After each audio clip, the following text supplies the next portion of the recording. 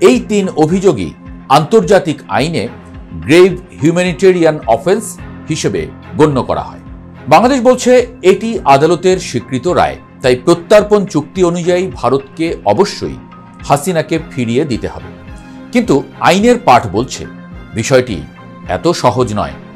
2013 সালে বাংলাদেশ ও ভারতের মধ্যে বন্দি প্রত্যর্পণ চুক্তি হয়েছে, যেটি স্বাক্ষর হয়েছিল মনমোহন সিং হাসিনা সরকারের সময়।